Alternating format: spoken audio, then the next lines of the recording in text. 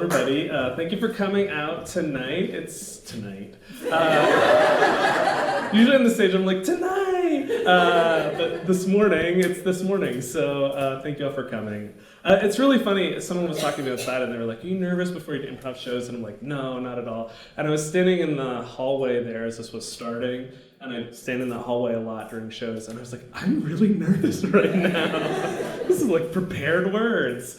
So I'm really happy that you kind of came out today and to talk to you a little bit about improv and how I think it connects to acceptance. My name is Justin Lukasewicz. I'm originally from Pennsylvania. Yeah, Pennsylvania. And I came out here to the U of A for grad school. And when I was done from grad school, I did my graduate degree in higher education. So I wanted to work at colleges and universities. I went to work in North Carolina at UNC Chapel Hill. And when I was there, I spent a lot of time, like when I first got there, I was like, oh, I'm done with school. I've just finished a master's degree. And like the staff that I was there, that I was overseeing, they're like, you watch a lot of movies. And I was like, yeah, you don't understand. For the last 24 years of my life, all I've done is school and stuff. And I don't know if you remember Netflix before it was streaming. They used to send DVDs. So I one weekend I went through all the DVDs that I had, and I was like, what do I do now? So thankfully we don't have that problem anymore. But that was really, really great for probably about a month. And then I was like, I gotta do something with my time.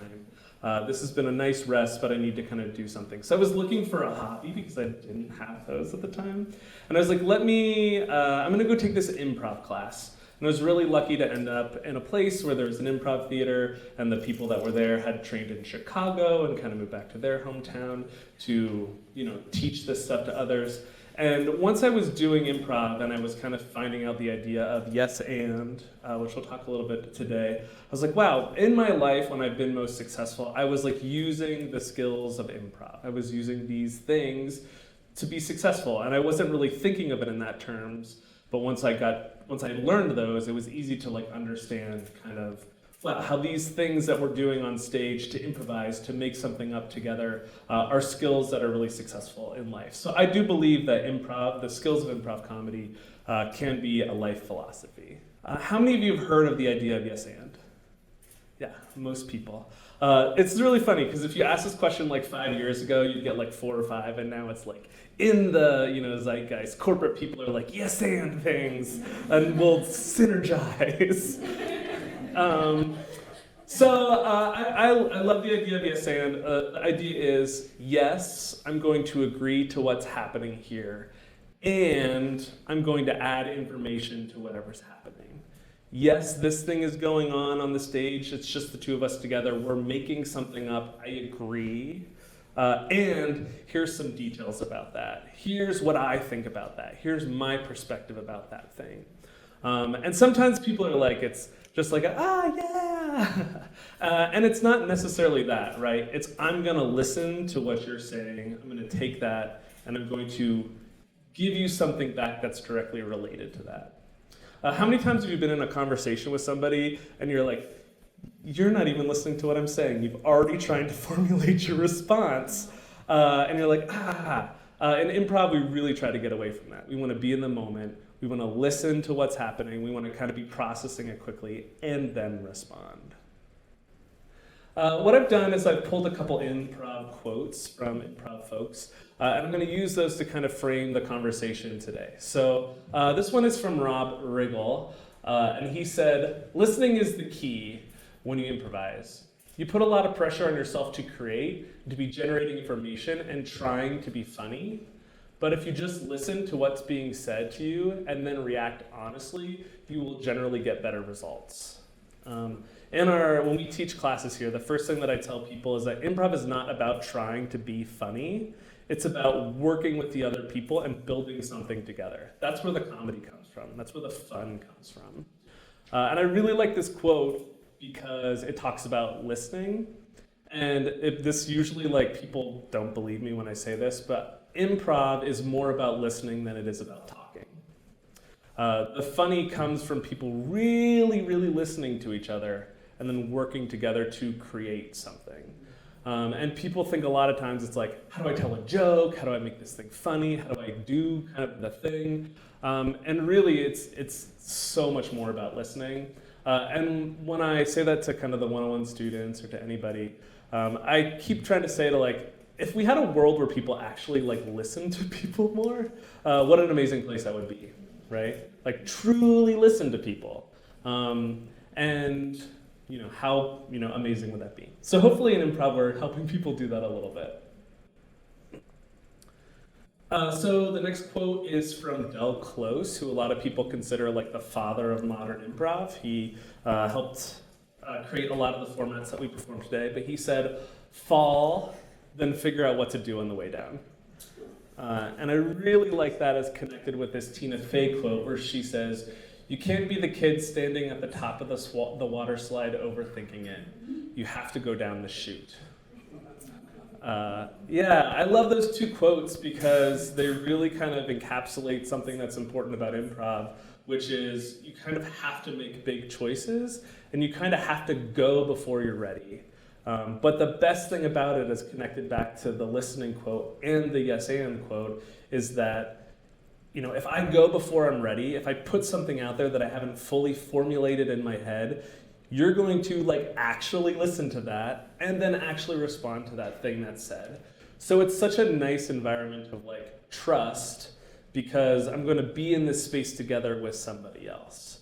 And I think that those two quotes really lean back to this month's topic on acceptance because what could be more about accepting than I'm going to jump into something and I don't know what the outcome is yet, But I know that because I'm kind of created this environment with these other folks, that the outcome will be good, Maybe it won't be funny, but it will be good because we're going to listen to each other and we're going to create something together. So go out today and, make a bold choice. Fall today and then figure out what to do on the way down. The next quote is from Drew Dredge, and he said, you can't control how funny you are. You can only control how committed you are. And I think that's a really beautiful statement. And I was talking to the photographer earlier, and she does stand-up, which is a very different thing. Or she did stand-up. She's on a little hiatus, but she's going to go back. I can tell. It's like a very different thing because you go out there and you have a lot of control over what you've already developed. You've refined and refined and refined. In improv, we've not developed anything ahead of time. So we can't control how funny it's going to be, but we can control how committed we are to what we're doing. A lot of times we perform with a bunch of people, 6 to 8 people at a time on the stage. And what I always tell my teams is, we only can be as good as the least committed person on the stage. Because as the audience watches, if there's 5 people up here and we're on the moon and we're floating around and picking up moon rocks, and one person's right?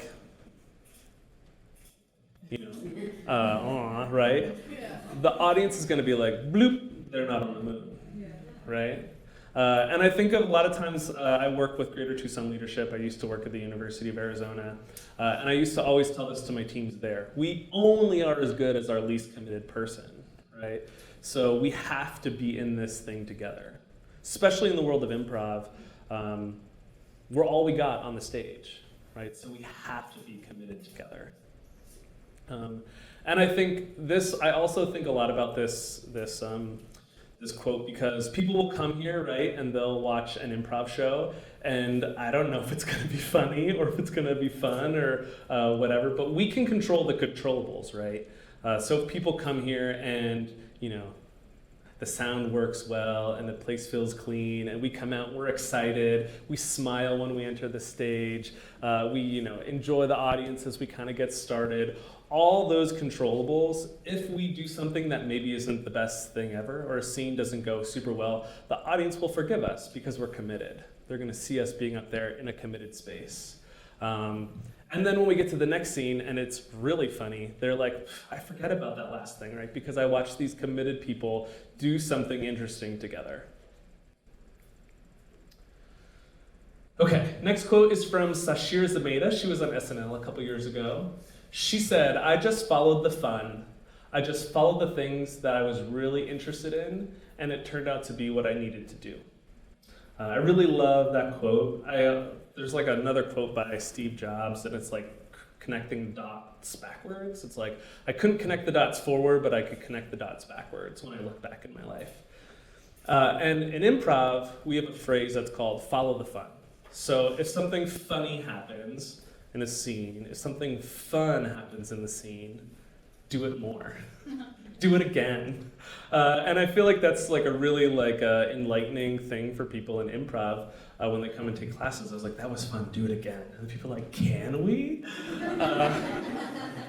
And I think it's because in the world we spend a lot of time like not kind of following that philosophy, or not always letting what's fun in our lives be more of our lives. And I think that's, I connect this really back to acceptance. It's like, follow the fun and it'll lead you to the next best thing. It'll lead you to the next right thing. And when I think about starting this location, this place, I don't know, like 20 years ago, I wasn't like, I'm gonna own an improv theater in Tucson, Arizona. Here I am in Hershey, Pennsylvania, you know? But throughout my life, I was always like, okay, this feels good, how do I do more of it? Oh, I'm doing improv. This really makes sense. I'm gonna take another class. Okay, I'm learning all these like things that about like how this theater runs, what's like good about it, what's maybe not as great about it. If I get into a space where I can open my own, how do I change those things to make this place even better when it comes to here?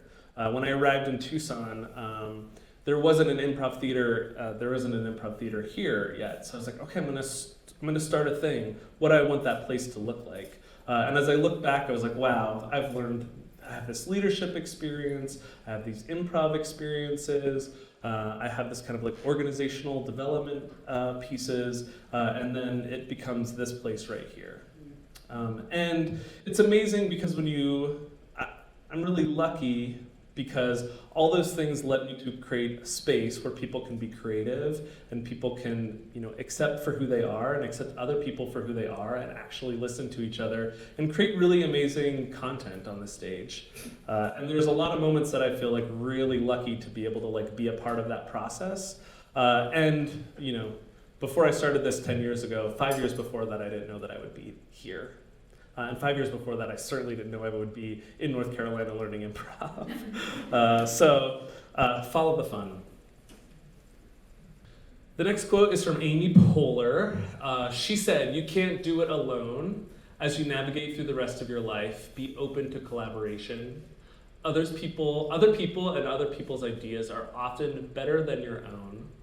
Find a group of people who would challenge and inspire you. Spend a lot of time with them and it'll change your life. Nobody is here today because they did it on their own." That kind of goes back to being committed and being connected. But I love this quote because improv is a team sport. We do it together. We can't do it alone. Stand-ups do it alone, and they're sad. Improvisers do it together, and we're happy. So if you want to get into comedy, think about that. Just kidding. Stand-ups are great too. We love stand-ups. We have a loving rivalry. But I think like a lot of times when I think about this quote, I love the be open to collaboration, and other people's ideas are often better than your own.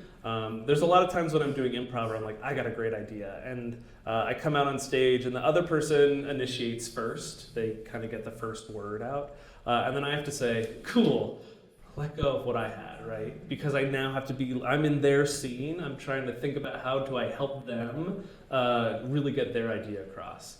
And usually whatever they're bringing is way better than what I had in my head. There's a guy on one of my improv teams, his name is Daniel Kirby. And we do a show on Friday nights where people tell stories and then we improvise based off the stories. So I'll be standing on the side and I'll be like, I kind of have a half-baked idea. I don't know what this is, but I'm just gonna go out and do it. And whenever I'm in that space, I'm like, you come here, because I know if I give him a half-baked idea, he's gonna make it a really awesome idea. And I think that's one of the great things about improv, and also some of that acceptance of like, I got something, but you're gonna make it better. Oh, you got something? I'm gonna make it better. Because we're listening, we're collaborating, we're being in the moment together. Okay, I should have thought how small these words were on this little screen, but I really wanted to do a little bit of work connecting improv and the ideas of improv to resilience. And I think we kind of talk about acceptance. I think acceptance and resilience are really kind of key in those two processes. So this was from an article, How Improvisation Grows Resilience, and Resilience is Everything by Jude Trade, and I don't know if I'm saying that right, but you can look it up. The thinking skills learned in improvisation are grounded in a combination of acceptance, I saw that and I was very excited, and action. Acceptance and action. Acceptance and action. Yes, and.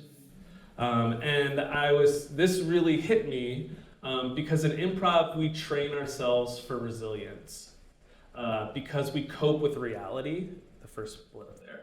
Every time we get into a scene, whatever reality is happening, we're accepting and we're being in it. This is the reality right now. And I think one of the great things that I feel like with improvisers when they go out into the real world after they get this training is they're much better at saying, well, this is the reality right now. Good or bad, this is the reality right now. It's okay if it's good, yay! If it's not good, okay, how do I end it? In improv, we let go of control. I don't have all the control, but if we're all committed and we're all listening and we're all accepting each other, then I don't need to have control because the good of the group will always come forward. How do we as the group really build the best ideas up? And then how do we contribute as the events unfold? So, improvisers go out into the real world, roadblock comes up, cool, this is a roadblock, how do I get around it? Because in improv scenes, we talk about we never want to solve the problem. If we solve the problem in the comedy scene, it's over.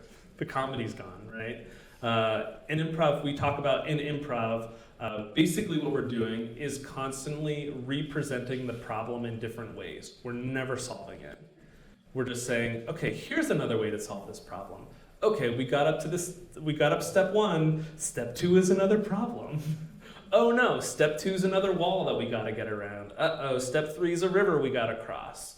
And each time those things come up, we are saying, oh yeah, this is what we're dealing with right now. How do I present it in a way that's interesting and fun and dynamic?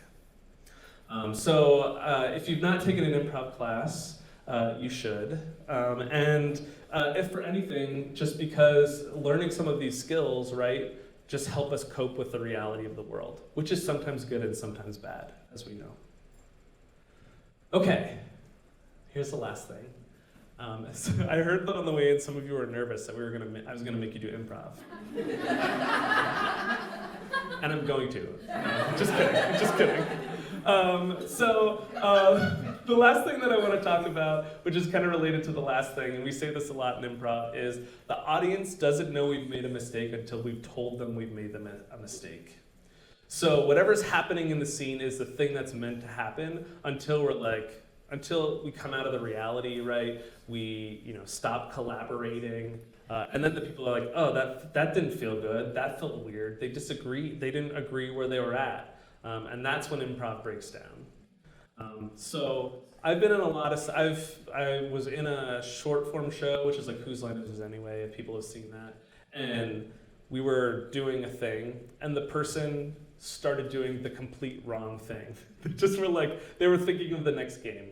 And it was hilarious, right? Everybody in the audience was knew that it was happening, and then they knew that it was happening, and their eyes lit up, and then they were like, well, this is what we're doing now. And then we just did that thing, and it was wrong, right? But it wasn't wrong because that's what was meant to happen. And after the show, everybody talked about that the most. That was the thing that they remembered the most. So when mistakes happen, that's the reality that we're doing. So we're gonna model that a little bit for you today. I have a friend, her name's Zarina. I want you to clap for Zarina.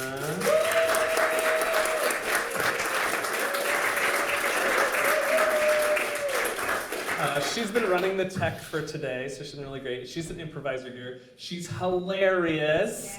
And she's going to pitch a show later that you should come see because it is like literally amazing. It's one of the best shows we do here at the theater that she created. So what we're going to do is we're going to do an improv scene for you to kind of model what this stuff is. But we're going to play a game called New Choice. And how that game works is we have a bell, and someone is going to ding the bell. And every time somebody dings the bell, we're going to take the last line of dialogue, whatever it is, and we're going to change it into something new. So you're going to put the roadblocks in front of us today. But I do need one brave person to come up here, and your only job is going to be to ding the bell however many times you feel like you want to ding the bell. Yeah, come on up. Yay! Clap it up! Yes, Hannah. Okay, this is Hannah. Clap it up for Hannah. Serena, it's important to note that we have to stay in these two stages if we want the world to see us. Okay, so what we need to prove that this is all made up is a suggestion of like a really good word, not a boring word, a good word. Popsicle. Popsicle? Oh, it's such a great word. New choice. Give us another one. Just kidding. Okay. Yeah, so we're going to start a scene. Whenever you ding the bell, we're going to change the last thing that we did. However, it's up to you. Okay. Okay. To get us started, I want you all to clap.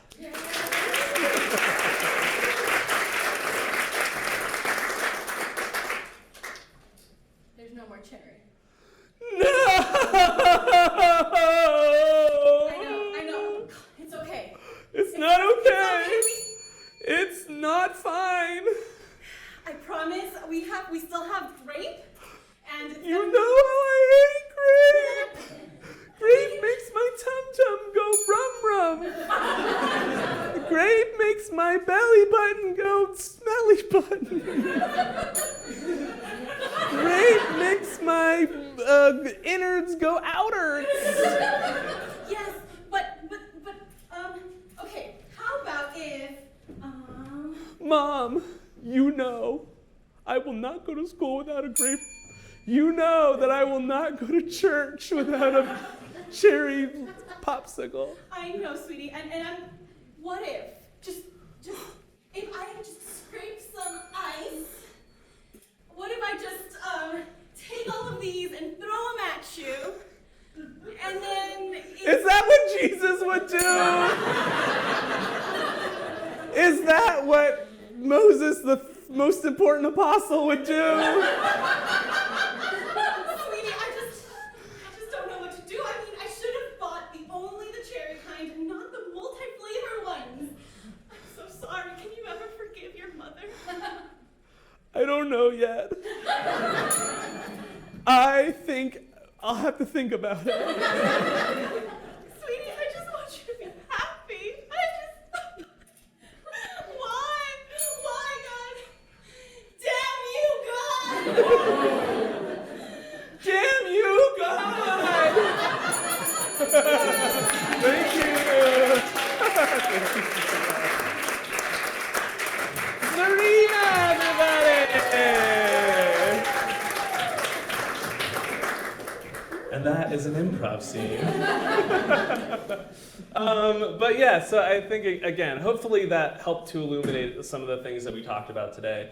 Just two people being committed, listening to each other. And I think, I don't know, at the beginning of that I said no right away, right?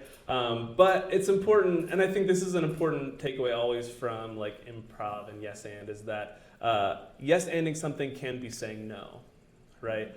I hear that, I hear what you're saying, that doesn't feel good to me, no. And I think that's an important thing to remember, because sometimes when people talk about the improv philosophy, it's like, I'm gonna say this and you're gonna have to do it. And I think that's an important part to recognize. It's not true in this, right? It's not I will do whatever you say, it's I will agree that what you're saying is the reality of this right now, but I may have a differing opinion. But hopefully with that, we also saw that, when the ding happened, right, it was a lot of fun. right? And we weren't, we didn't solve the problem. I didn't get my popsicle, right? But we continually presented that popsicle in a new way. What is this? How is this affecting these two people? And I'm before I go to church ever again, I'm going to eat a cherry popsicle because I think it's needed. It's so good. Clap it up for Zarina one more time. She's so good.